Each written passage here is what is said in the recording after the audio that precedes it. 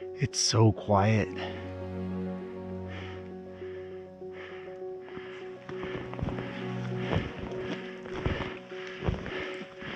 Here I am up in Rocky Mountain National Park, and it's just been quietly snowing ever since I started moving. And I want to get to a area called the Gash with a view of a rock formation known as the Sharkstooth. Hopefully we'll make it, and my goal is to be able to get the Sharkstooth looming up out of the snow and the mist in early morning light. So while I'm working my way up toward the Gash, I want to give you a preview of an important tool that I will use to capture the Sharkstooth. It is my camera's histogram. I'm going to be using a technique called exposed to the right to make sure that I get the best quality image that I can. This can be a bit confusing at first, so I want to start by explaining what the histogram actually shows. Later, I'll show you how I apply that knowledge to the images that I capture of the Sharkstooth. I'll also explain how a good camera exposure captured in the field is different to a good edited exposure and why it can be important. A luminosity histogram, like the one you can find on your camera or in Lightroom, represents the tonal values of your entire photo.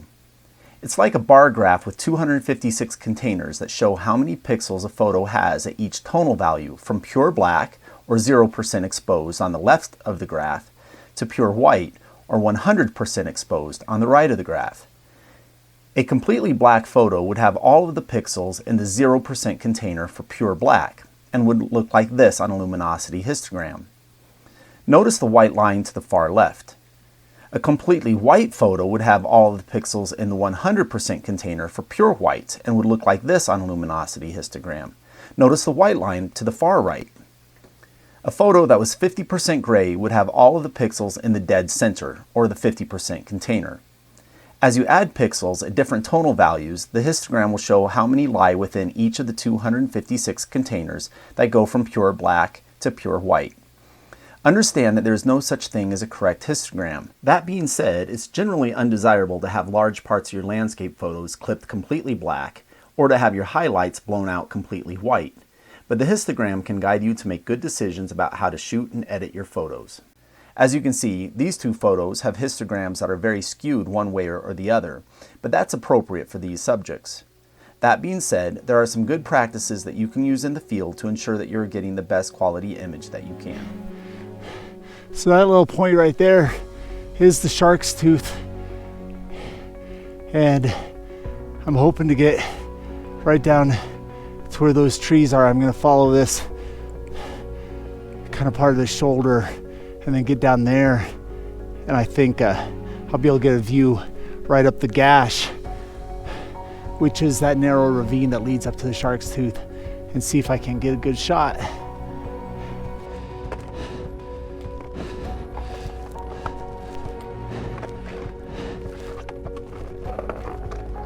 Ugh.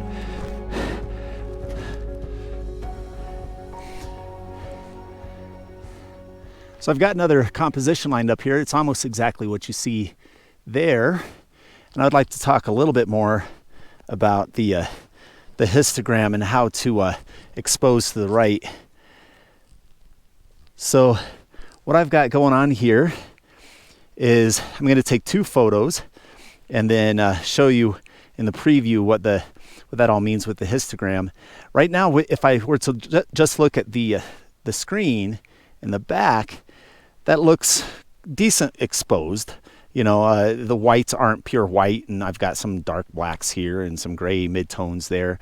But when you look at the histogram, it's kind of smack dab in the middle, and there's not much on this side of the histogram, nothing at all towards white and nothing in the blacks. So I'm going to go ahead and take a photo there, and then I'm going to do what is called push to the right or expose to the right. It's ETTR method, and I'm going to use the exposure compensation here. Right now it's dead center, but if I move to the right, I'm adding exposure or making the scene brighter by 1 stop, 2 stops, or 3 stops. If I move to the left, I'm making the scene darker. And there's a lot of room to brighten this scene up. So I'm going to move that up, and you can see how the histogram there is moving up as well. And I'm going to get that just as close to the edge as I possibly can. And I'm going to back off just a little bit. So that's 2 full stops exposed more than the shot I did before.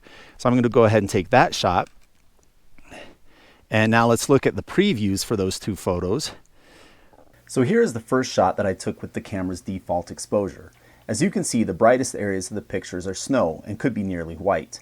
However, on the histogram, they're right around 50% gray, with everything else darker than that. The second shot that I took with the exposure compensation set at 2 full stops over the camera's default had the darkest areas of the photo near 50% gray, and the lightest areas approaching white. So why is it more desirable to have the exposure pushed towards white? Using Lightroom or Photoshop, I can darken or lighten an image as much as I want. It has to do with the image quality and how your camera sensor works. You want your camera to capture as much light as possible to get the clearest possible image. Your camera is an instrument to record light. The darker something is, the less effective your camera is at capturing it. Each stop darker that your camera is set will only record 1/2 of the light of the previous one. If you don't use the brightest portion of the histogram as much as you can, you are wasting a large portion of the light that your camera is able to capture. Here is a close-up of the shot that I took of the Sharkstooth. In the field, I pushed it 2 stops brighter than the camera default and it looked too bright. But using Lightroom, I dropped it to 2 stops and now they look identical, except for the noise. The image that was shot with the darker exposure in the field has more noise. Here is an image that was shot using darker portions of the histogram, and when I try to brighten it, you can see the image degradation. Now I have as much data as I possibly can in those darks to keep the details in the darks nice in the final image. It's really easy to get darks that just get really grungy and completely black, and you don't find black, pure black in nature very often. So that's the main reason why you want to expose to the right, is you get as much information as you possibly can to use in your post-production using Photoshop.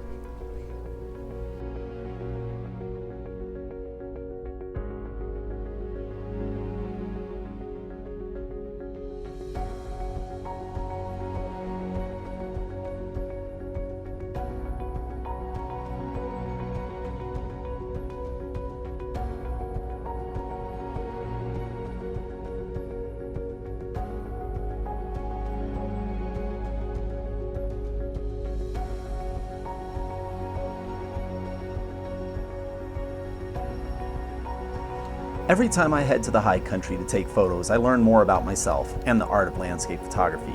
I learned a lot about ETTR, or exposed to the right, while making this video, and I hope you did too.